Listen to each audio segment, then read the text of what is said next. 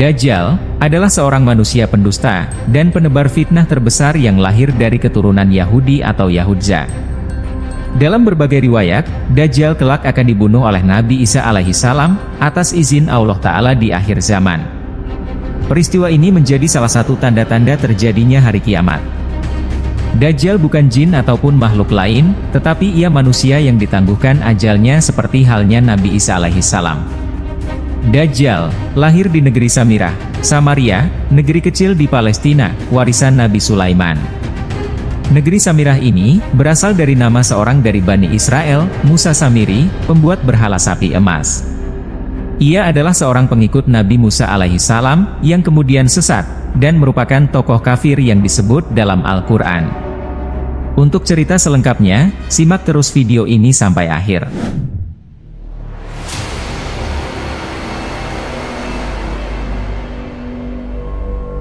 Dajjal lahir dari seorang ayah dan ibu keturunan Yahudza yang selama 31 tahun tidak dikaruniai anak. Ketika lahir, Dajjal menjadi anak yang paling menyengsarakan kedua orang tuanya, sebagaimana digambarkan oleh Rasulullah Shallallahu Alaihi Wasallam. Ayah dan ibu Dajjal itu melewati pernikahannya selama 30 tahun tanpa melahirkan satu anak pun. Kemudian lahirlah dari mereka seorang anak laki-laki yang buta sebelah matanya. Ia menjadi orang yang paling berbahaya, dan paling sedikit manfaatnya, bagi kedua orang tuanya dan bagi umat manusia. Kedua matanya tertidur tetapi hatinya tetap terjaga. Keluarga Dajjal, ayah dan ibunya adalah penyembah berhala. Mereka menyembah berhala berbentuk sapi betina. Menurut Dr. Isa Daud dalam bukunya, Kemunculan Dajjal di Segi Tiga Bermuda, Dajjal lahir 100 tahun sebelum kelahiran Nabi Musa alaihissalam. Ada yang menyebutkan cikal bakal Dajjal lahir dari nama Musa Samiri si pembuat berhala sapi emas. Ketika Dajjal kecil, dia sering sengsarakan orang tuanya. Sementara dalam buku Lazarul Masih ad-Dajjal disebutkan, Dajjal lahir dari hasil hubungan ketika ibunya sedang menstruasi, lalu terjadilah kehamilan sebagai pengaruh perbuatan iblis. Dikisahkan, pada malam yang menakutkan diiringi hembusan angin dan hujan lebat, pasangan suami istri itu mendengar suara dari patung sapi betina yang mereka anggap sebagai Tuhan mereka. Kemudian patung itu memberitahu kepada mereka akan kelahiran seorang anak. Setan mengetahui keinginan suami istri itu, yang mendambakan seorang anak laki-laki. Karena itu setan memperdaya berhala itu seakan-akan memberi karunia anak dan meminta korban-korban sesembahan. Demikianlah cara setan menipu daya manusia. Perempuan itu pun melahirkan anak lelaki tetapi kedua matanya cacat sejak lahir. Bayi itu suka tidur di malam dan siang hari, dan jarang bangun. Sejak kelahirannya, Dajjal tidak mau menyusu kepada ibunya, dan selalu tertidur. Hingga mengakibatkan payudara ibunya mengalami pembengkakan hebat dan menimbulkan panas yang luar biasa. 2 bulan kemudian, ibunya meninggal. Ayah Dajjal berpostur tinggi, gemuk, dan memiliki hidung seperti paruh burung. Sedangkan ibunya berbadan gemuk, kedua tangannya panjang dan memiliki payudara yang besar. Anak itu sangat membahayakan kedua orang tuanya dan juga umat manusia. Bukan hanya ibunya saja yang merasakan kesengsaraan, sang ayah pun demikian. Adapun kesialan yang dibawa Dajjal bagi ayahnya ialah setelah kira-kira 4 tahun, Dajjal hanya diam dan tidur saja sejak kelahirannya.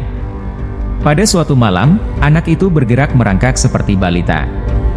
Ia berjalan ke arah patung-patung berhala kemudian tidur di sisi patung itu.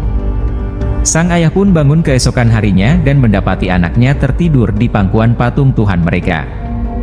Ayahnya memanggil tetangganya dan berita itu menyebar luas. Penduduk sekitar berbondong-bondong datang untuk menyaksikan hal tersebut.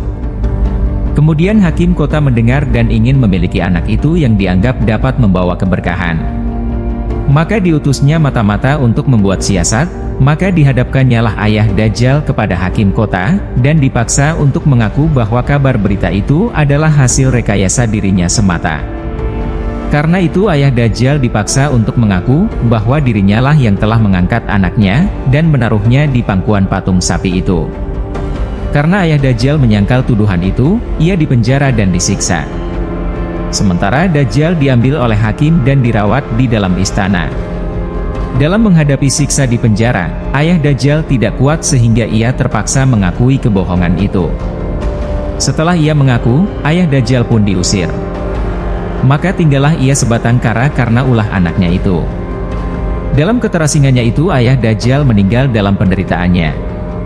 Setelah berada di dalam istana selama kira-kira 1 tahun 1 bulan, negeri Samiri dilanda bencana dahsyat. Allah Ta'ala memusnahkan negeri itu karena perbuatan penduduknya menyembah berhala dan maksiat yang melampaui batas. Kemudian Allah memerintahkan Jibril menyelamatkan anak itu dan membawanya ke sebuah pulau terpencil, yang terletak di tengah-tengah lautan luas yang disebut Laut Yaman. Pulau yang didiami Dajjal ini dikenal dengan nama Jazirah Asuban Ar-Rohib wa Adabah Al-Halba, yakni sebuah pulau yang terdapat ular mengerikan dan hewan berbulu tebal. Hewan melata yang berbulu lebat inilah yang menjaganya selama Dajjal mendiami pulau itu. Hewan ini disebut sebagai Al-Jasasah yang bisa berbicara layaknya manusia. Pulau itu berukuran kecil, bagaikan tumpukan bebatuan. Pulau itu terpisah dari gugusan pulau-pulau yang banyak jumlahnya. Dajjal, sepanjang hari dan sepanjang tahun selalu tidur layaknya penghuni gua. Dalam banyak hadis, Rasulullah menceritakan kemunculan makhluk ini sebagai salah satu tanda dari sekian banyak tanda-tanda kiamat. Pembahasan menarik tentang Dajjal tentu saja tidak berhenti pada sosok yang menjadi tanda datangnya hari akhir ini dan ciri-ciri fisiknya saja. Namun yang tak kalah menariknya ialah membahas tentang asal-usul makhluk mengerikan ini, yakni apakah Dajjal ini termasuk bangsa jin atau manusia. Sosok Dajjal, menurut mayoritas ulama adalah manusia. Pendapat ini merupakan pandangan sejumlah sahabat yaitu Umar bin Khattab, Jabir bin Abdullah, dan Abu Dzar. Sementara dari kalangan ulama yaitu Ibnu Battal, Al-Baihaqi, Ibnu Katsir, Ibnu Taimiyah, dan Asy-Syaukani. Ini merujuk sejumlah hadits Nabi Muhammad SAW yang menyatakan bahwa Dajjal adalah seorang manusia. Di antaranya adalah sebuah hadis berikut. Hadis pertama, dari Abdullah bin Umar, bahwasanya Rasulullah bersabda, ketika aku tidur, aku bermimpi tawaf di Ka'bah. Tak tahunya ada seseorang yang rambutnya lurus, kepalanya meneteskan atau mengalirkan air. Maka saya bertanya, siapakah ini? Mereka mengatakan, ini Isa bin Maryam.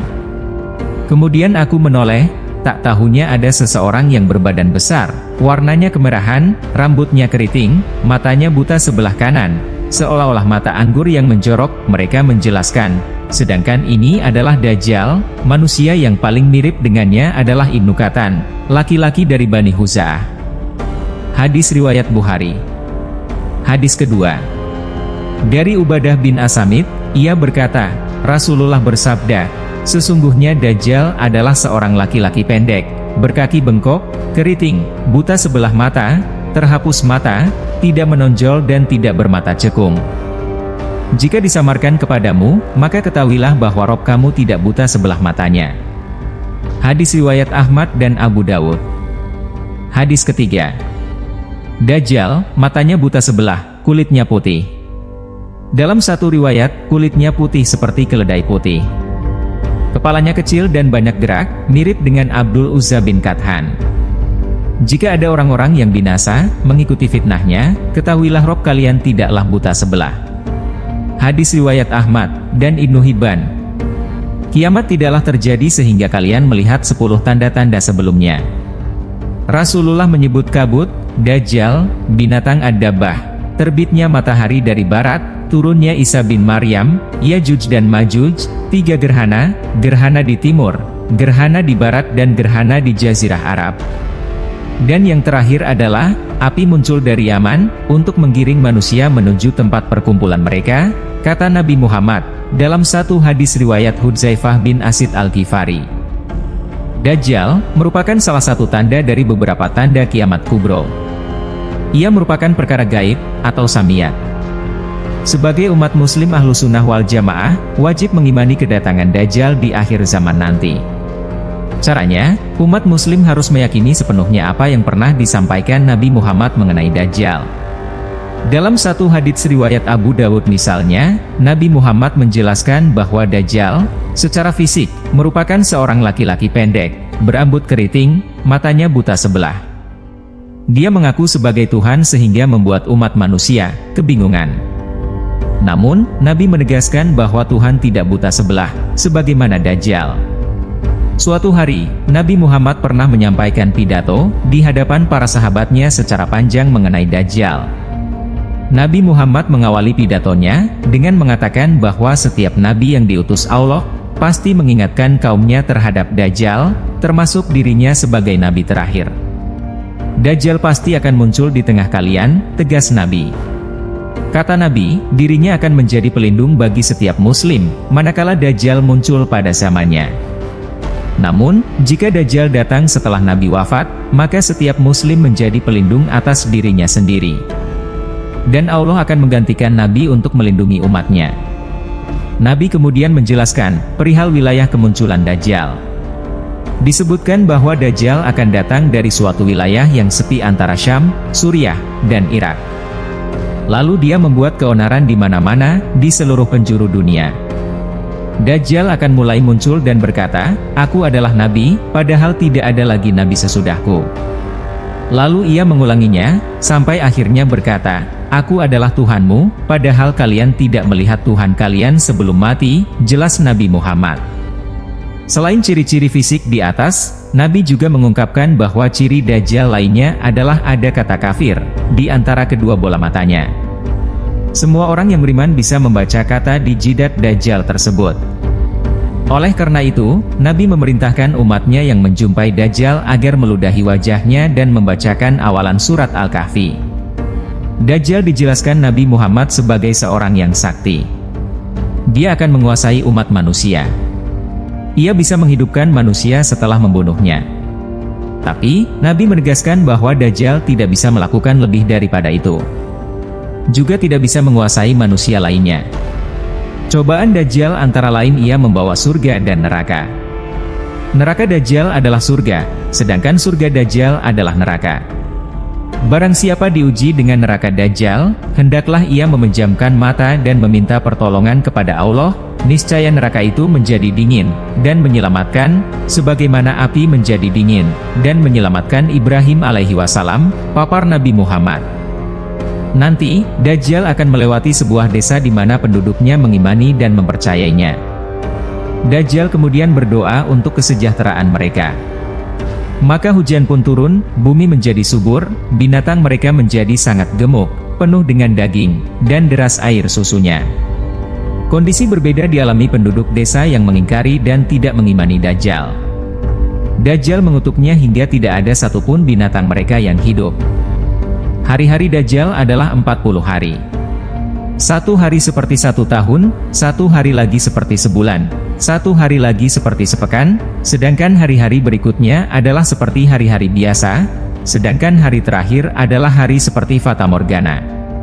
Pagi hari, seseorang berada di pintu Madinah dan sebelum di pintu yang lain, sore hari telah tiba, kata Nabi Muhammad.